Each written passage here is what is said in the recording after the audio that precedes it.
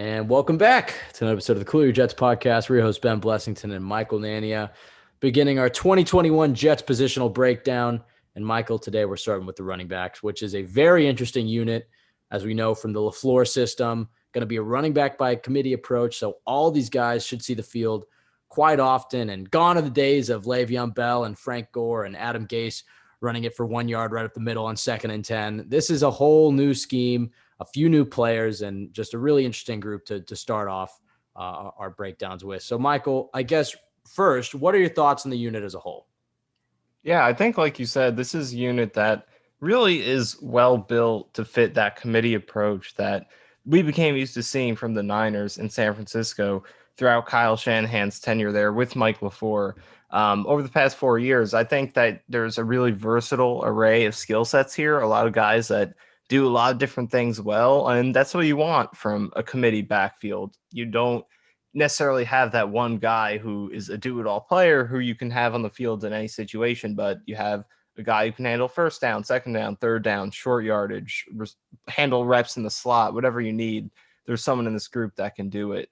And the committee approach with the Niners, they just never had that go-to guy. They always did it in this exact way where they had a bunch of different players filling different roles. The most carries they gave to a player in one season over the past 3 years was 153 to Matt Breida in 2018.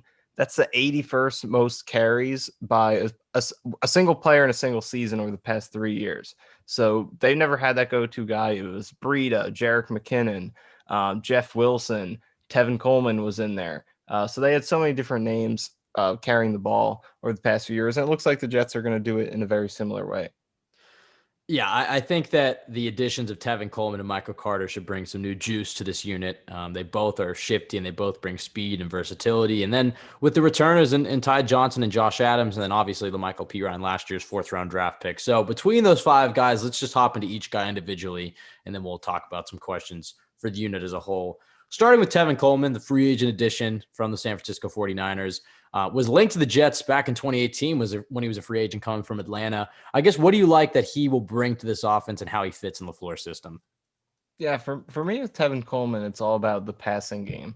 I think he is the receiving specialist of this bunch. There are things some of these other guys bring to the table in the passing game, but I don't think any of them really match Tevin Coleman in terms of being able to do stuff flexing out of the backfield. Coleman can line up in the slot and produce really well in that role. He's done it throughout his career. He's never gotten a ton of reps in the slot, but when he has, he's been extremely efficient in those few chances that they have given him.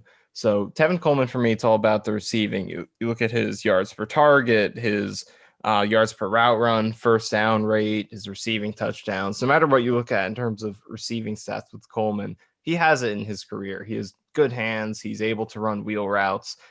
He's able to run sort of out and up routes out of the slot. He won on a lot of those. He has run some screens out of the slot and been successful. So he's a very good receiving back. For me, I think that's where he brings most of his punch. But in the running game too, I think he is an explosive runner. He has gotten a very high percentage of his rushing yards on big plays, 15-plus yard runs. So I think in the run game, it's mostly explosiveness, just that top end speed. He's going to get stuffed a lot, I think.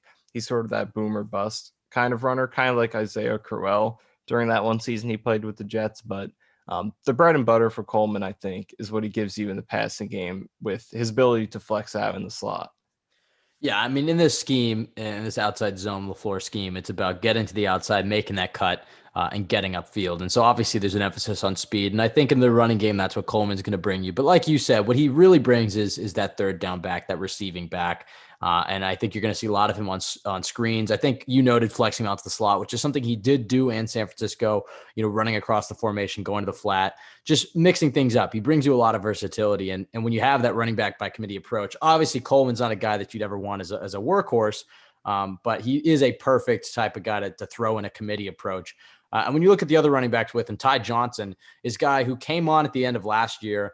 I think he had one big run against Miami, and everybody's like, "Who the hell is this guy?" And then towards the end of the season, he got more carries, more so against the Browns and the Raiders, and that's where you got to see him kind of shine in that role. how do you kind of see him fitting into this offense? Because I will say, from all we've seen from the offseason, he looks in tremendous shape. It seems like he's getting a fair amount of first team reps. It seems like LaFleur is excited about Johnson. He's a guy who could get a bulk of these carries. Yeah, Ty Johnson, I think for me, and you can tell me if you disagree, but I think he is going to be the RB1 going into the season. Not in the sense that he's going to get 20 carries a game, but I think he'll start the season getting the most because I think he is the best fit for this scheme. Would you agree with that, or am Uh, I sort of a little too confident? I think the next guy is actually who's going to get it, just based off OTA reps. But I think Okay. that between him, I think Johnson's going to get a large share. I think you're right. It's going to be, split in half and split in quarters and whatnot. But I just feel like Johnson's good. I think Johnson will get around 8 to 10 carries a game. Yeah, and looking back to the Niners, he actually reminds me sort of one guy who actually I didn't mention at the top of this when I was mentioning some of the backs who have carried the ball for the Niners over the past few years. But Raheem Mostert, I think he's kind of similar to him in the way that he gets his yards. Ty Johnson last year did not get a lot of yards after contact. He was near the bottom of the league in terms of yards after contact, but in terms of yards before contact, he was one of the best running backs in the league, third best in terms of yards before contact per carry. And generally, that's an indication of offensive line play, as you would guess. But when you look at the way Johnson was playing last year, yes, they did block for him pretty well when he was carrying the ball. But the Jets' offensive line also did block pretty well most of the season in the run game. They were ninth in the league in expected rushing yards per carry. The Jets were on the season, which is a testament to the offensive line. It's just that when Perine and Gore were in there, we'll talk more about Perine, but their vision wasn't great. They were running into gaps that they shouldn't have been when there were open gaps in other parts of the field. But when Johnson came in the game, he was taking advantage of the holes that were there. His vision was really good. He's making a lot of good decisions. And that's why he got so many yards before carry, because he was making the right call, going to the right hole. So he wasn't having to face that contact early in the rep because he was finding the open space. So I think that's what stands out for me with him is he has very good vision, and that's going to work well an outside zone where it's, you're looking outside to the D gap. No, that's not there. Hit the C gap. No, that's not there. Find the B gap. You're just making one decision after the next. You got to be able to find that hole and hit it quick. And he is that too. He is very good one cut burst. He sees the hole, cuts up field, and he's at top speed. His top speed is good. I don't think it's, this is where why I compared him to Mostert, because Mostert was actually up there with Johnson in terms of yards before contact. They both got their yardage in similar ways with that before contact yardage. Johnson got 52% of his yards before contact last season. That was second highest in the league. Mostert was right behind him, pretty much the identical rate, just like microscopic rate behind him at third best in terms of percentage of yards before contact. So both of those guys have very good vision. They find the hole and they hit it in outside zone. And the difference, I think, Mostert has ridiculous speed. He might be the fastest running back in the league. Johnson isn't quite at that level, but his top speed is good. And what's Right. most important is that he can hit it really quick. Once he makes his cut up field, he's at his top speed pretty quickly. It Yeah. doesn't really take him time to get there. So the weakness for me with Ty Johnson is, like I mentioned, the elusiveness. He didn't get many yards after contact. So that is something that if he gets better at can take him to the next level. But his vision, his burst is great for this scheme. Yeah, I think that when you look at Tevin Coleman, he's a guy that I think will play a very specific role for the Jets, and that he's going to be that passing specialist. He'll be the third down back. Sure, he'll get his carries and whatnot, but Ty Johnson can very well be the first down back. You can run him on the goal line. I think you're right to say that there's a very good chance he will start the season, but from all reports from OTAs, it seems like Michael Carter has leapfrogged the two guys we just mentioned, and he's been getting some of the first team reps. Now, granted, it's June. A lot of things can change, especially at this position. There's plenty of injuries. But it seems like Michael Carter is a guy that this Jets coaching staff is in love with. Joe Douglas even said that they would have taken him at 66 had they not traded that pick and their other third for Elijah Vera Tucker. So the fact that he was there at the top of the fourth, obviously the Jets were fortunate enough to land him. I guess, Michael, what do you like about Michael Carter, one of the two on the team? For me, when I look at him, I see that elusiveness and that burst that you're talking is lacking from Ty Johnson's game. Yeah, I think it's definitely the elusiveness and the big play ability. He's a big play running back. He got the vast majority of his yards on big plays last year. He led the country in 15 plus yard runs. So it's all about those big plays. And I think he gets them through his elusiveness at the second level. First level elusiveness, and Joe Blewett has kind of pointed this out in his film review that he did of him at Jets X Factor. He does have some first level issues in terms of making the first guy miss and finding holes. But once he gets in the open field, that's when he's really dangerous. Second level, that's when you can see him break a lot of tackles, make guys miss, create yardage after contact. But it's that ability that gives you superstar potential. I think that's where you see the best running backs in the league really separate themselves. Their ability to turn those, okay, you got 10 yards, you got 15 yards. Can you make the second guy miss, the third guy miss, and turn that into a 50-yard run for a touchdown? I think that's where you can become a superstar running back, the ability to make those plays consistently. And he sort of has that ability. So we'll see if he can channel that and go from a guy who is in the NFL, at least, because in college he was great overall. But right now, I think from the start, you could expect him to be that sort of big play threat, a guy who could make a big play for you every now and then. But if he could bring everything together, especially with the first level game, then I think he has definitely the most upside and potential to become a superstar running back of this group. Because Ty Johnson, even though I do like him to start the season, think he can be very good, I'm not sure he has that, because I don't know if he has the same juice in terms of making guys miss in the open field that Carter does. But Carter definitely has that. So if he can bring everything together, I think he can be superstar. And passing game too, he doesn't have as much versatility as Coleman in terms of flexing out, running routes, things like that. He's a little bit, a decent amount, but he's good hands. He doesn't drop the ball. He's a good pass blocker. Hey, You dump him. he had that one hand catch in OTAs a few days Yeah, ago. yeah. So he definitely has a ton. We just didn't see North Carolina give him any opportunities in those roles. So Right. maybe the Jets do explore it, and he could really show you more of what you saw at that ridiculous one-handed catch. So the passing game upside is definitely there for him. It's just in colleges mostly. They dumped the ball off to him. He rarely dropped it, which is great. He made a lot of plays in the flat, making guys miss. That's another thing. The elusiveness did extend to the passing game for him. So he's upside there too. So a lot of potential with Carter. I'm really excited to see what he is able to amount to in this offense. And I think, like you said, he is probably going to be competing with Johnson, at least I would guess, for most of the carries early in the season. Yeah, the thing I love about him is I just think he was a perfect scheme fit. I don't think the Jets could have done much better in finding a running back in that range to fit their scheme. I mean, all the draft pundits said that as far as outside zone schemes go, Michael Carter's your guy. And I think that's part of the reason the Jets loved him, also what he brings off the field. But the other thing I really like about him is although he has plenty of experience in college, he split a lot of carries with Javonte Williams. It was a two-back approach. He's used to this running back by committee approach. And so he has fresh legs. He didn't get burned out in college. And I think that's something that's going to be valuable for him, because a lot of times Right. some of these guys get run down like Najee Harris. My concern for him would be how much we talked about this already. It's how much tread is left on the tires, right? Yeah. Yeah. Tread is Yes. how Tread okay. is good. You There want we go. tread. Okay. My concern for Najee Harris is, how much tread is going to be left in those tires 5 years from now, because he just got run so much at Alabama with a guy like Michael Carter, a guy coming from a two-back system.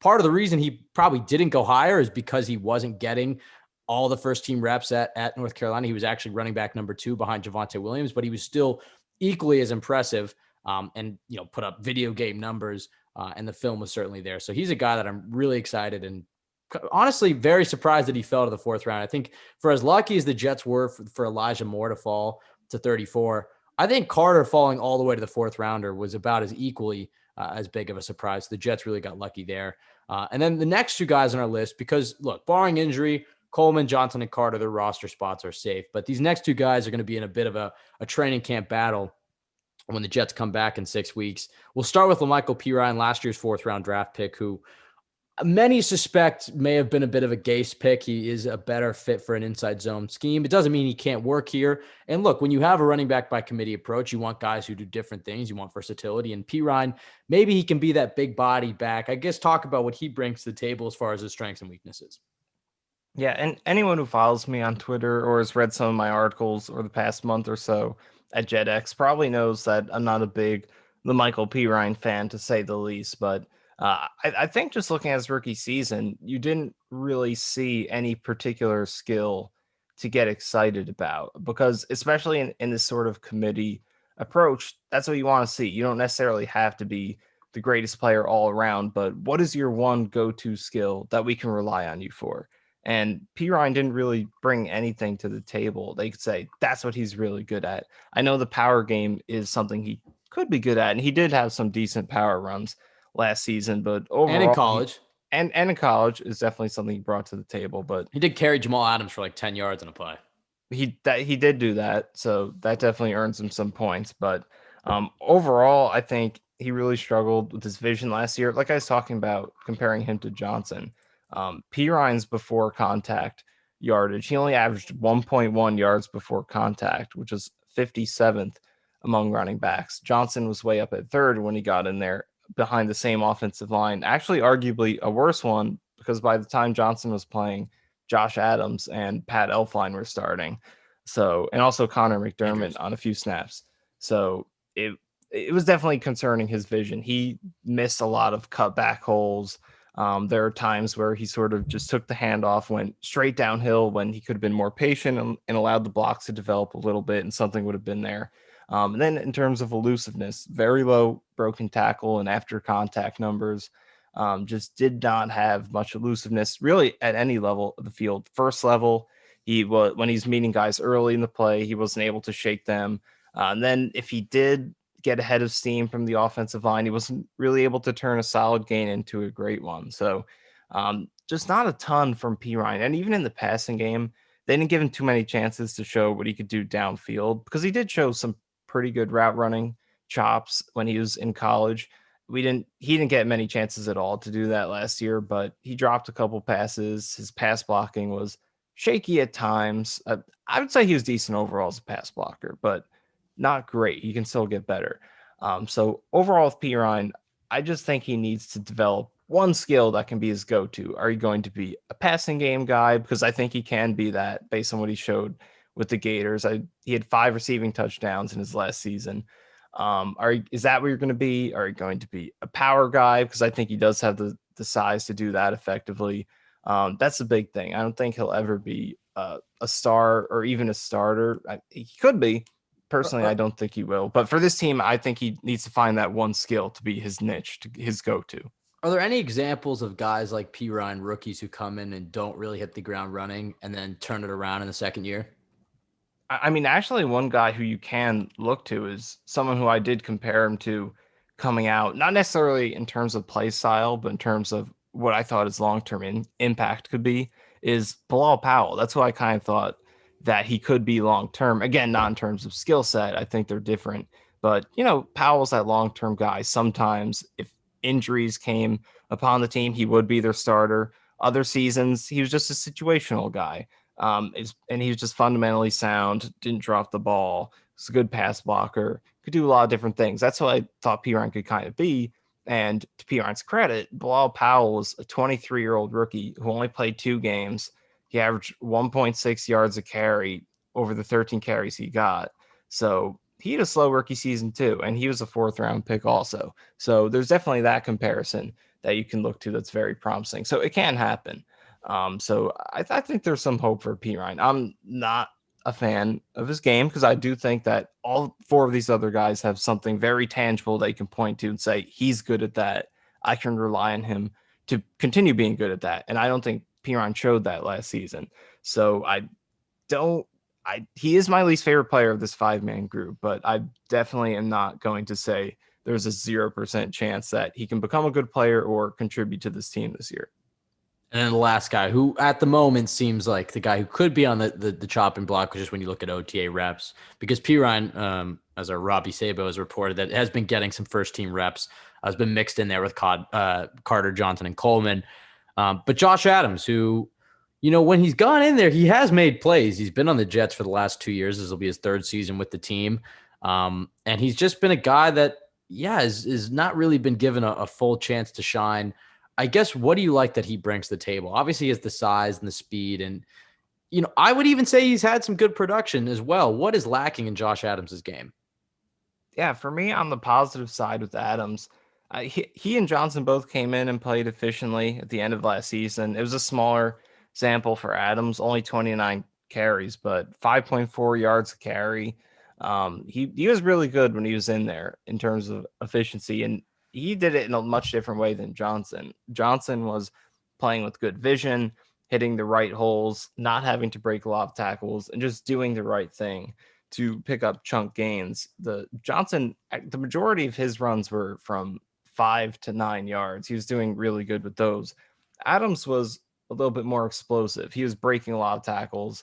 Not that his vision was bad, but he was making a lot of guys miss, and that was allowing him to turn a lot of potential losses or short gains into very good gains because he's making that first guy miss really consistently.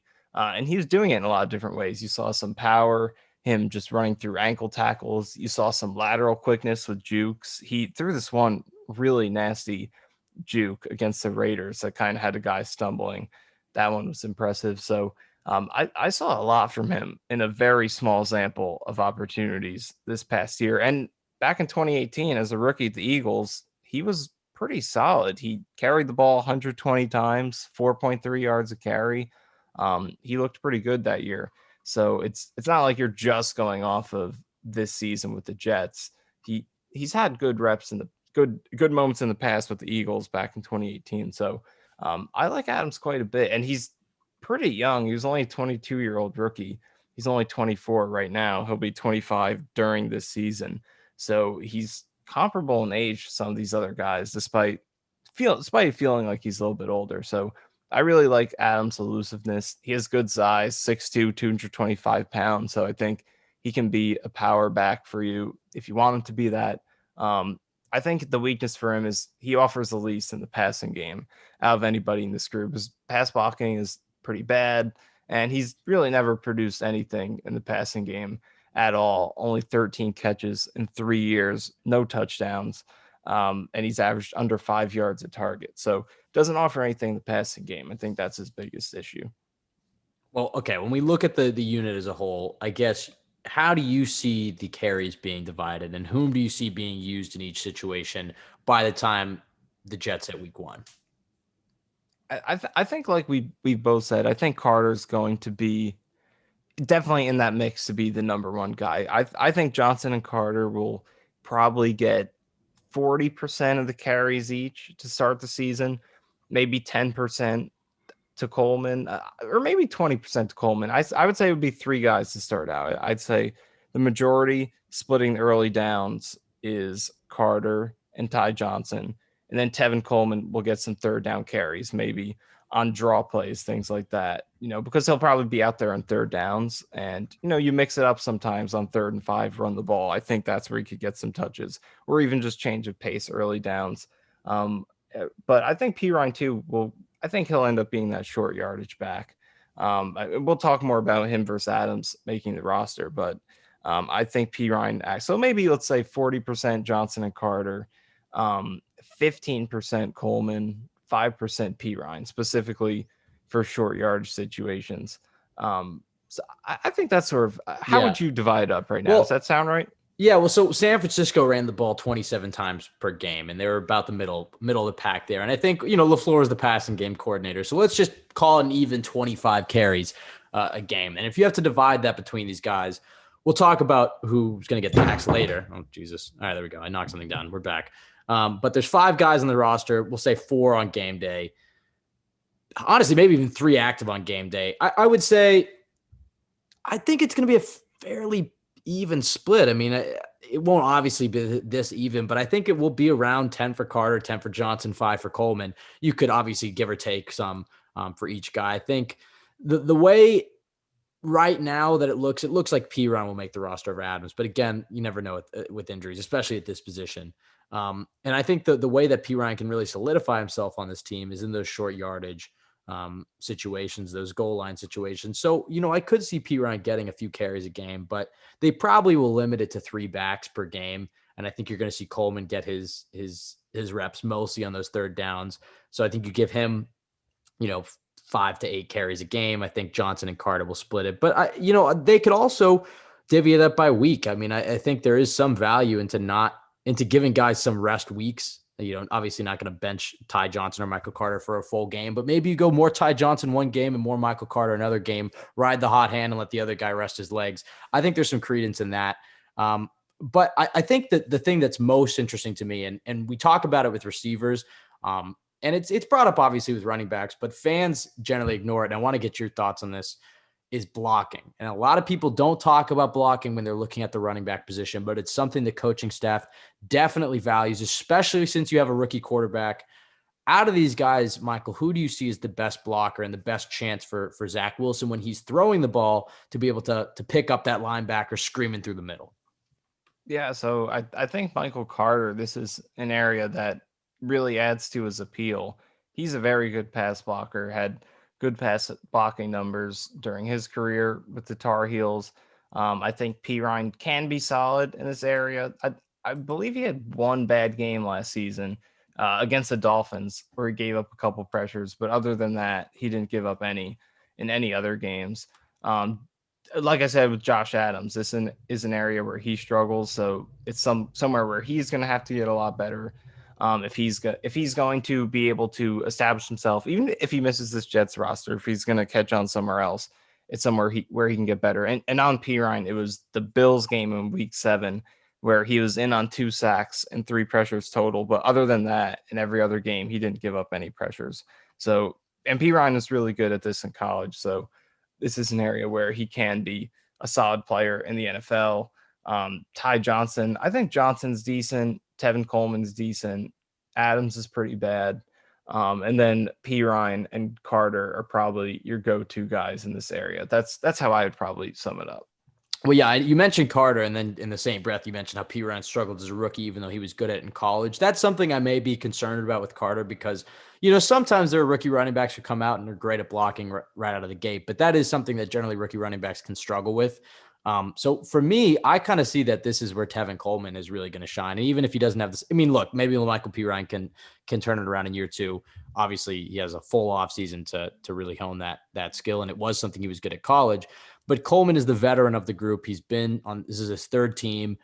He is that passing back, and generally he's going to be in on 3rd down. So whether he's getting the ball thrown to him, he's also going to have to be relied on to block as well. So I think Coleman is going to be the guy relied upon in that situation. Yeah, so that's why I think. And actually, just to throw in a few numbers that I just pulled up, I would actually adjust the Johnson and Coleman summaries a little bit. Johnson's actually struggled a little bit throughout his couple years in the Lions and Jets. Coleman's been pretty good, so it does fit in with the rest of his passing game skill set. Coleman is solid in this phase. Only 3 pressures over 55 snaps over the past couple seasons, and Johnson, in comparison to that, he's given up 10 over 50 snaps the past couple seasons, which is 20%. So yeah, I think pretty exclusive. I would change those 2. I think pretty exclusively you can just use Tevin Coleman as your 3rd down back, either throw it to him or leave him in there to block.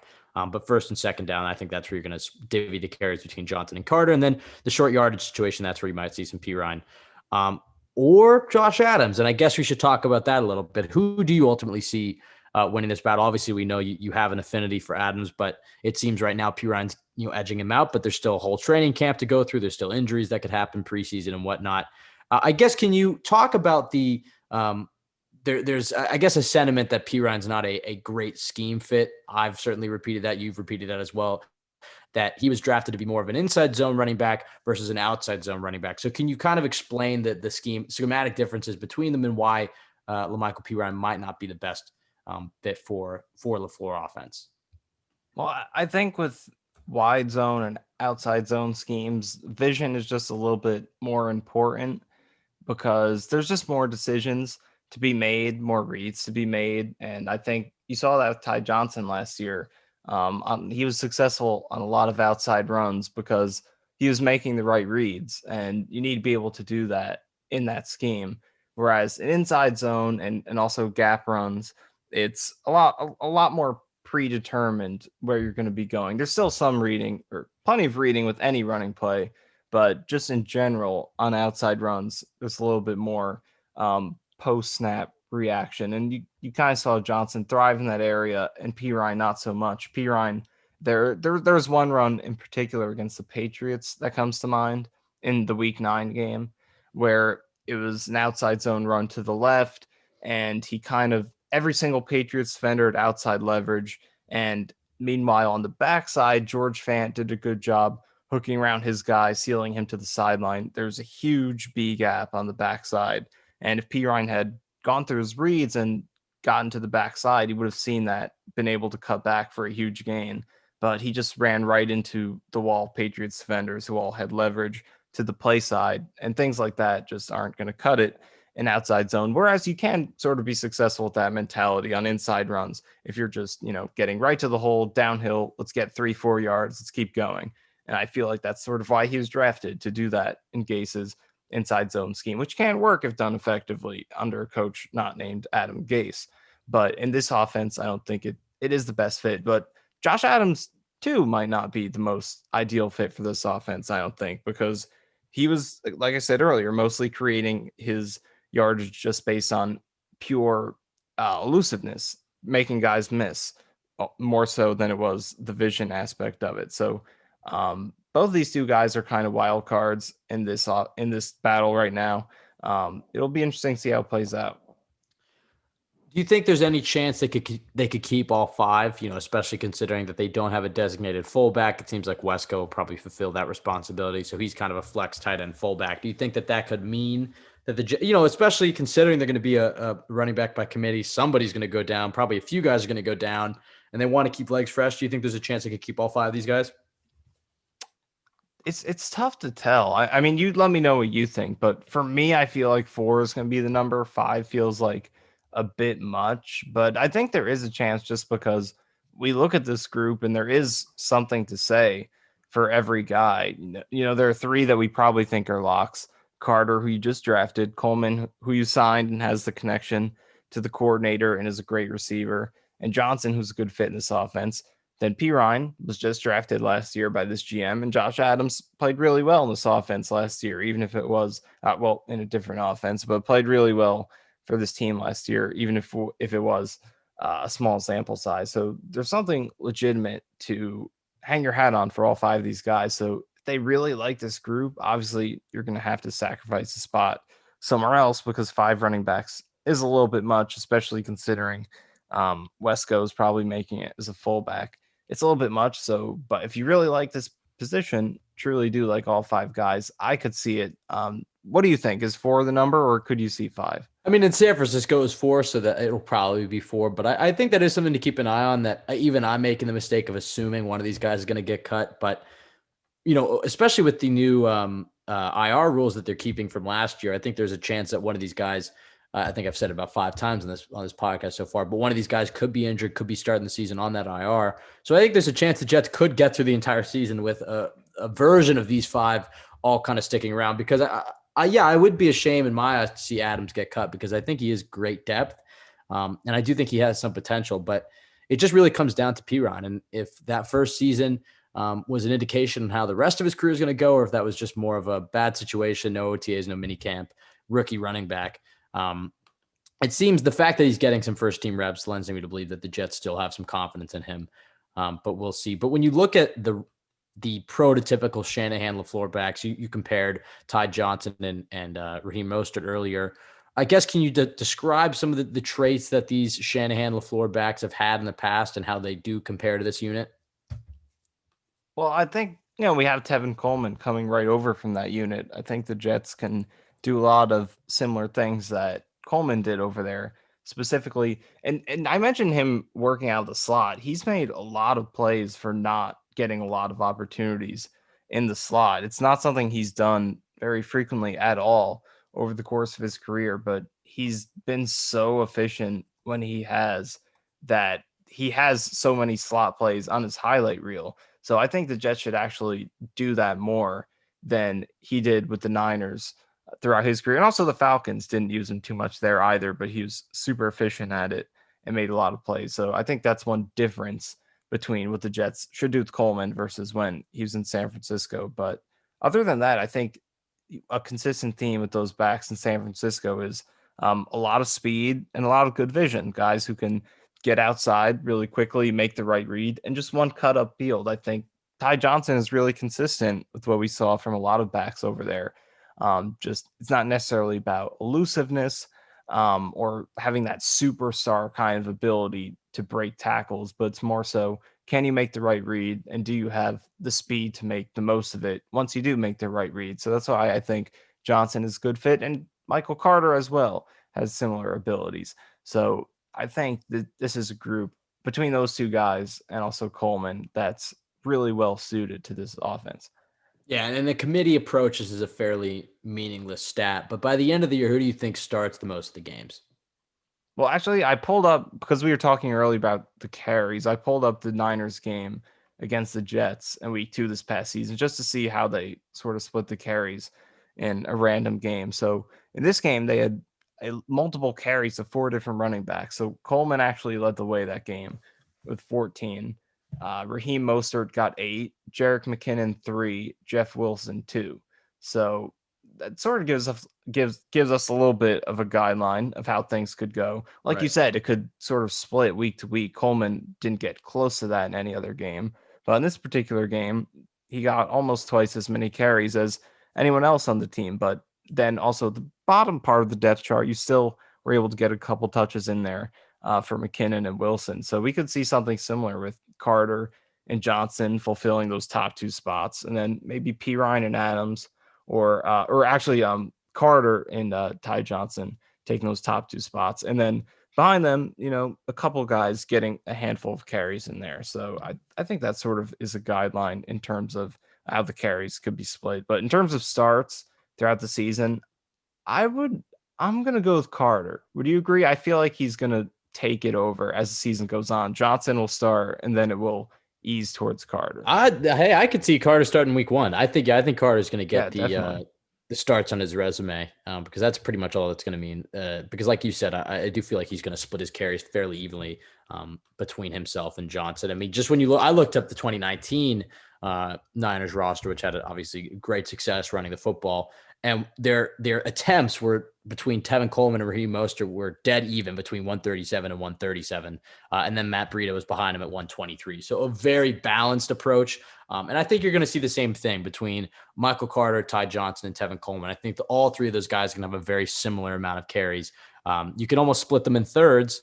And then the remaining scraps can go to Perine or Adams. But I think Carter will probably start out the games, but we'll see. I guess 2 more questions for you. One, how do you feel like this position group compares to the NFL as a whole? Because pre-draft, I was pretty down on the position group. You were not. You said that you didn't even feel like the Jets needed to draft a running back. That it's obviously the least important position on the field, although it does have a big impact. It's more of a byproduct of the offensive line. That you don't really need a star running back to have a great running game. Right. After drafting Michael Carter, I feel a lot better about this group. I'm very excited about him and the way he fits.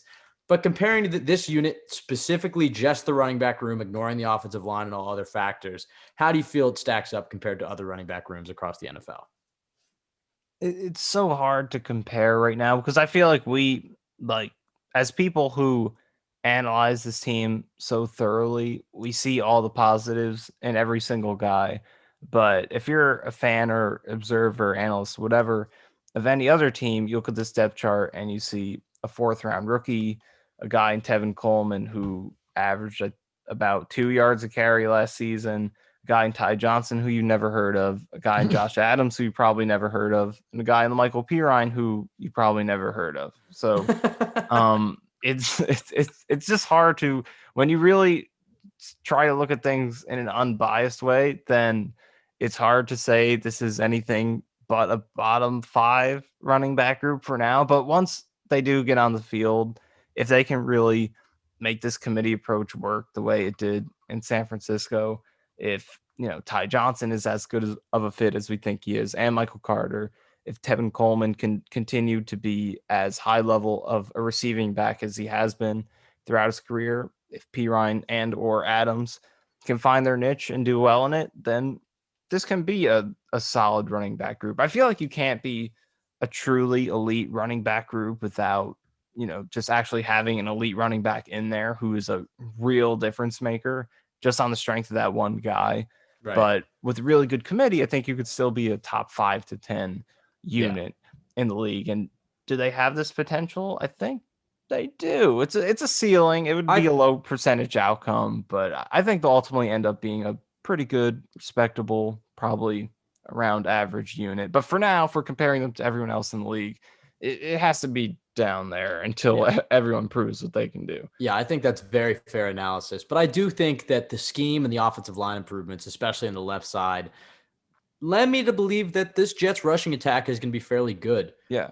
in 2021. I do think that we know that that's what LaFleur wants to do from the Shanahan system is run the football and then build the pass off the run.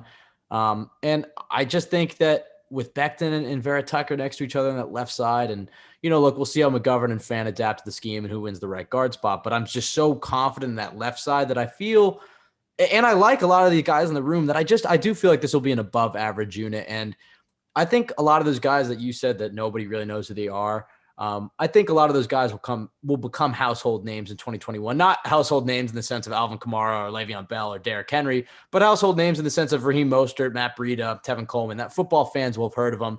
Probably not a guy that you're going to add to your fantasy football team just because of the nature of splitting all these carries. But I feel like these guys will establish themselves as solid NFL players because, as you know, and as I know, this unit's performance really comes down to the offensive line. I think it's scheme, offensive line, and then the individual talent. I really like the scheme the Jets are implementing. I really like half the Jets offensive line, and I'm confident the other half to at least be okay. And between Carter and Johnson, I those are two guys that I am really big believers in. I think Coleman's a kind of a perfect third down vet, fairly low ceiling there. Perine, like you said, I don't have too much faith in, but you never know. I mean, I'm not willing to count him out just yet. And then Adams I like as a depth piece, but I do think that Johnson is, you know, can establish himself as a guy who's a respectable veteran running back. And I think Carter has the highest ceiling, obviously, out of the five of them. Lastly, I guess stat predictions, and I guess it might be a little hard to go into this amount of attempts and this amount of yards, but I guess how do you feel? Who leads the team in this unit in touchdowns and receiving touchdowns and snaps? I mean, kind of just the overall vague predictions because it is June and we don't want to get too much in the nitty gritty, but just kind of your overall view on how each guy will perform. Well, first of all, before the individual statistics, I just want to say I kind of agree with something you said. I do think this running game, specifically because the O line will be pretty good this year. I feel confident that this is going to be at least an average run game, maybe top 10 if a few different things Yeah. break right. But it just starts with scheme fit from the running backs. We've talked plenty about them already, but the O line, I feel like And they're the going to fit receivers. well. And the receivers, talk about having some receivers who can block and, throw crack blocks and help to spring outside runs in this scheme. You got some of them in Corey Davis, Mims, Keelan Cole. That's how you get those breakaway runs. You look at all the big breakaway runs from the 49ers and the Rams and the Packers. Most of them come down to great receiver blocking. Yeah, exactly. And they have plenty of guys who can do it. So from them to the O line, George Fan, I think, is going to do great in this scheme. Tight end's not great. Tight end's not great, although I think Tyler Croft can do some damage, but other than him, some question marks. But Vera Tucker's a great fit. I think McGovern will do well here. A lot of great scheme fits, and I think that's going to make the whole greater than the sum of its parts here. And you're going to have a good run blocking offensive line and some running backs who are built to take advantage of it. So I think the run game is going to be good this season.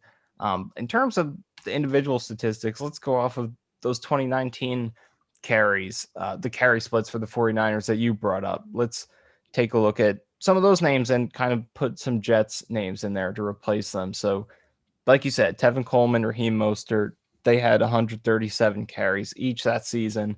Right behind them was Breida with 123, and then Jeff Wilson sort of dabbled in with 27 carries. So, I guess we are going off of that. We could say that the three-way split would probably be Carter and Johnson leading the way. And then in your third spot, you'd probably have Coleman. Coleman in there. Although I don't think Coleman would be that close in terms of, I would Well, say, I will say Coleman opened up, and not that this means anything, but Coleman did open up OTAs as running back number right. one. And when you're looking at literally the numbers of just the 2019 49ers, Coleman was, tied for first with 137, then Mostert was with 137 as well. And so that leads you to believe that those passing attempts and those third downs are all going to add up. So it wouldn't surprise me if Coleman is actually the second most used running back, but that's just, situationally, he just gets a lot of third downs and a lot of passing situations. But when it comes to those first and second down usage, I think it's going to be split between Carter and Johnson. So I actually do think Coleman might go down statistically as the second most used running back. Yeah, it's going to be interesting to see where he fits in the run game, because I think passing game, it's clear he's going to have a big role, but where he fits in the passing game, that'll be really interesting. I think I maybe guess the snaps is what I meant more. yeah, snaps. I think he could be more so up there in that realm, because I'm not sure how many. I think Carter's the most potential to, in addition to Coleman, flex out of the backfield, line up in the slot, do things in the outside, things like that. But for now, Coleman is your guy there. But looking at their 2020 stats, I think that might be a better way to distribute it. So in terms of carries per game last season, the Niners had Mostert at number one with 13. Jeff Wilson 11, Jerick McKinnon 5, uh, Jermichael Hasty 5, Tevin Coleman 4. So that's 5 running backs who are obviously not doing it all in the same game because they all miss some games. But that's 5 running backs who are each getting at least 4 carries a game. So if we were going to use those 5, then let's say Carter is your 13 guy, Ty Johnson is your 11, Tevin Coleman 5, and then if we're going to say only 4 running backs will make the team, let's say Michael Perine gets 5 carries per game as well. So I guess that's a way that the carries could be distributed. And then if you were to convert those into yards, let's say Johnson at number 1, 13 carries per game, 16 games, he gets, let's say, I don't know, let's say Johnson can get like 700, 800 yards. Or no, we were saying Carter's number 1. Let's say Carter gets that number. Johnson maybe 500, and then maybe a couple hundred for, or 100 to 200 for Perine and Coleman. In terms of touchdowns, though, that'll be interesting because then you're probably leaning towards the shorter yardage guys. Who do you think is going to top them in touchdowns? I think I was going to say Coleman. I kind of do feel like it'll be Coleman because I think he's going to get a lot of those passing reps. But as far as rushing touchdowns, I think it's going to be Carter. I think, yeah, again, it's going to be fairly close between Carter and Johnson. I'll say Carter. I'll say Carter and be safe. But Coleman's going to get a fair amount of passing reps. And I feel like, he's still going to get rushing attempts as well. They're not going to make him completely one-dimensional. You're going to put him in on third down. So total touchdowns, I think Coleman's going to be up there. But at the end of the day, Carter, I guess what it really comes down to is who you're going to use on the goal line. I guess who do you feel is the best goal line back out of these guys? And probably more so the top 3. I guess you have to throw Perine's name in there and Adams there as well. I guess out of these 5, who do you feel is the best goal line back? Because those are the guys that just stack the touchdowns. Yeah, I think off the bat, one guy who I know is Coleman. I just was looking at some numbers of him recently. He's only converted 50% of his third and fourth down runs with 2 yards to go or less, which is pretty bad. The league average is about 70%. So that's something that he's not good at. And I think anyone who watches him knows him pretty well knows that's not really his game. But in terms of the other guys, Johnson's kind of a smaller guy. He's only 5'10", 210. Michael Perine is at 5'11", 216. And then Michael Carter is also a smaller guy. So it's going to be interesting to see. This might be where Perine can make his money and find his way onto the roster. Because Carter at North Carolina last season, Javonte Williams is the guy who they sort of leaned on more near the goal line in the red zone, whereas Carter was leaned on a little bit more heavily in between the 20s and the rest of the field to get them down there. And so he's not necessarily that guy, but Johnson also isn't quite that either. I don't really think that's his game. So I really think this is where Perine can find his way into. But I will say on the goal line, that's where you want. I kind of feel like it will be Johnson though, because in the goal you talk about his yards before contact. That just points to good vision. Yeah. So it's like on the goal line, you just want the guy who can hit the hole and get the touchdown. He doesn't need to go for 10 yards. He just needs to get 1 or 2. Right. So, and it's not like Johnson's small. Not like Johnson's a small guy. You look at the shape he's in training camp and the size of his quads and his thighs. I mean, this is a big guy. I think Johnson's going to get the goal line touches in the power situations more likely than not. I think Perine or Adams is going to be sprinkled in, but I think you're going to see a lot more Ty Johnson in the short yardage situations. Yeah, and I think the biggest takeaway here from the conversation we're having is that there just isn't a clear guy. So I think there will be a lot of rotation there, depending on what play you want to call. What kind of defense are you facing? Do they have a really strong D line, but their cornerbacks can't tackle at all? So you lean towards outside runs. Maybe you do go Ty Johnson and continue running outside zone on the goal line, or do they have a very weak interior D line and you just want to pound it up the middle? Maybe Perine is the guy you go with, or Josh Adams if he's still on your roster. So I think that's the biggest takeaway from this right now is that, they could go, they have a lot of different options depending on the opponent, depending on what's working for them, of which way they want to go. There isn't necessarily like, because as much as you want to have guys with different skill sets, you don't want to be predictable. You don't want to have a 180-pound guy who is never going to run it up the goal line, and then a Brandon Jacobs type of guy who is in there to run the ball off the middle, because then you become predictable. I think with this committee of guys, you have a lot of running backs who can do a few different things well. So you can have that committee approach. You have guys who do different things, but they also are a little bit interchangeable and they overlap a little bit. So you could still have that element of unpredictability. So I think there are a lot of candidates to get touches on the goal line. And Josh Adams got a few last season. He was able to score 2 touchdowns on only 29 carries. So maybe this is where he finds his way onto the roster. He is, I believe, the biggest guy. I'm going to check his weight real quick. He is the biggest guy of this group.